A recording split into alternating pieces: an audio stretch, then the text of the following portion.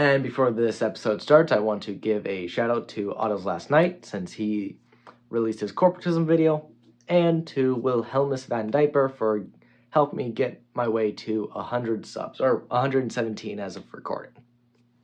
Welcome back to the Jewish-Anglican. In this episode, we're going to be talking about a book I recently read, Sir Gawain and the Green Knight, translated by Professor J.R.R. Tolkien and edited by his son, Christopher. Now, as you may have deduced, big Tolkien fan, I still haven't seen Return of the King. I watched The Fellowship of the Ring once, and then watched The Two Towers on an airplane to Hawaii. Greatest experience of my life, by the way. But I still haven't seen The Return of the King. I know. Fake over here. But in this episode, we're going to be talking about Sir Gawain and the Green Knight. Now, I read this about a year ago, and I then decided to reread it after I noticed there was a lot of weird King Arthur references throughout my life recently, so I just thought it'd be nice to dive back in. What I really like about this, about Tolkien's translation of Sir Gawain and the Green Knight, before getting to the story, is just the prose is just excellent and beautifully written. Very alliterative. Now, I am autistic, and I've noticed that I myself often write accidentally alliterative prose. I have decided to do that more purposefully recently because of this, but I absolutely love alliterative prose. I don't like reading them out loud, I've noticed, but just reading them in my mind is just beautiful. Yeah, I read this recently, and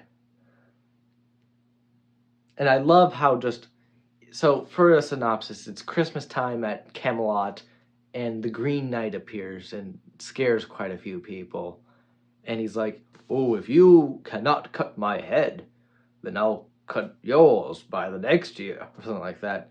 And Arthur, King of the Britons, first stands up and offers, to do it. But like Sir Gawain, who is his nephew, says, "No, my liege.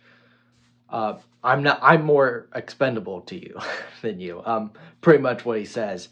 So I find so smart.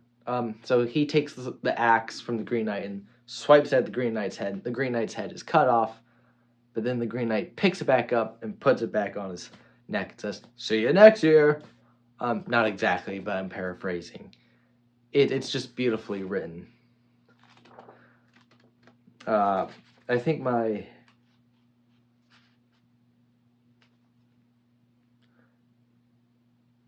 I think my favorite one is one thing I would like to add is stanza 16, I think. "Would you, my worthy lord," said Gawain to the king, "bid me abandon this bench and stand by you there, so that I with discourtesy might be executed from the table, and my liege lady would not loth to permit me. I would come to your counsel before your courtiers fair."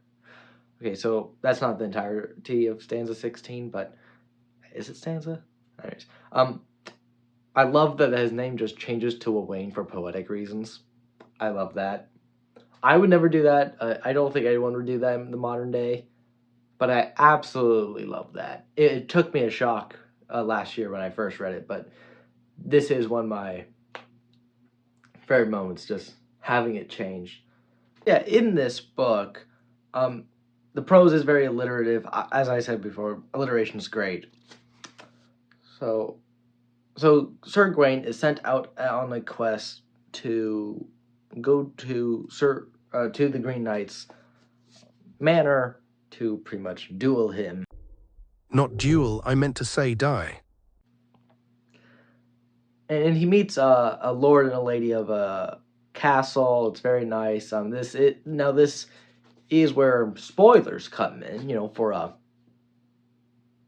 couple hundred year old book, here's some spoilers. Anyways, hi, editing Jewish-Anglican here. I actually didn't give any major spoilers away, especially the ending, because I want you guys to read it for yourself. So, sorry if my wording earlier was confusing. Now back. And what's really interesting is what I want to get into today about sin and obstacle. So, at it, The lady of the castle is very smitten with Gawain, since, he's a hero, he's a knight of Arthur, very fancy. Um, and she tries to make some advances on him, and Gawain's like, thinks to himself, this is not appropriate.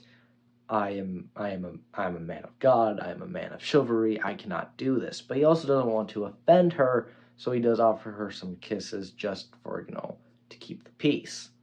And as time goes on, it becomes increasingly harder. The lady becomes more and more affectionate with him and more loving. Not necessarily, well, yeah, loving. As while this is all happening, he's out hunting animals with the Lord. Yeah, more and more kisses, but then, and he grows more and more uncomfortable to the point where she appears at his bedside unclothed and trying to make advances on towards Gawain. And Sir Gawain is praying, he really does not want to be tempted to this. And this is what I want to bring into about, this is going to go into temptation, obstacle, and eventually Lord of the Rings. Trust me. In it, at first, the lady's just kind of an obstacle. She's not much of a temptation, just not necessarily an annoyance, just something to get over with. And he does, by just putting it off and just making a middle ground. But as things go on, things becoming harder and harder, where he's actively now praying to God to help him. This kind of sounds like when you have an obstacle in your life that isn't necessarily a sin, but you don't really deal with it as you should have, and it eventually evolves into a temptation of sin. I don't know if that makes sense. Maybe you've had that experience where an obstacle has become a temptation, but when I was reading that's kind of what struck me, and it kind of reminds me of the One Ring, because, in Lord of the Rings, it, in some ways it was just an obstacle that grew and grew more into the temptation of sin and greed and, lusting after this power. Maybe I'm connecting the dots too much, but I wouldn't doubt if that thought, which is prevalent amongst all Christians, really struck Tolkien when he was translating this. Maybe that's just me. Let me see, what else is there?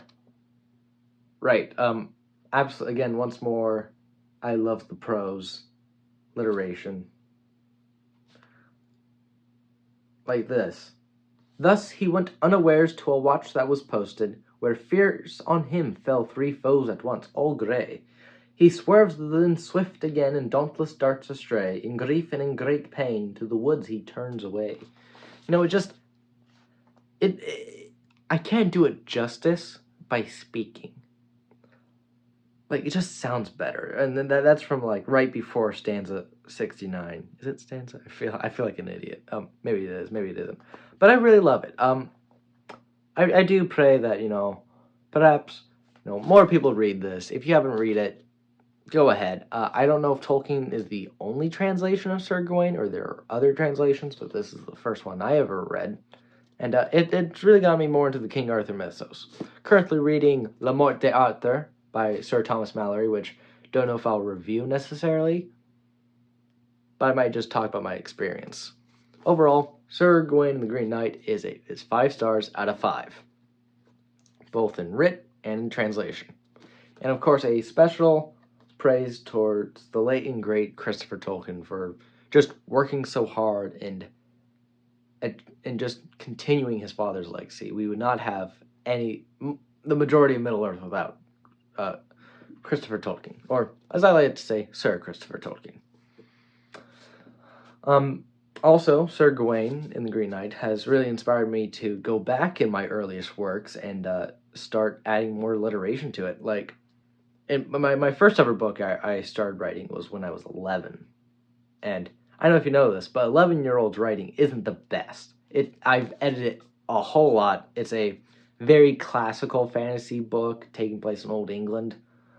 And I've really added more older English words and more, inherently Germanic and more alliteration to it to really give it off that old English vibe, and a little Norse here and there too. That Norse never ever hurts. So yeah. Also, when I read this last year, it actually made me change a character's name in my second book from Jack to Gawain, and also he just fits. Also, if you see here, it's Gawain without a E because I know like Sir Thomas Mallory's Le Morte d'Arthur has an E, which is just weird to me.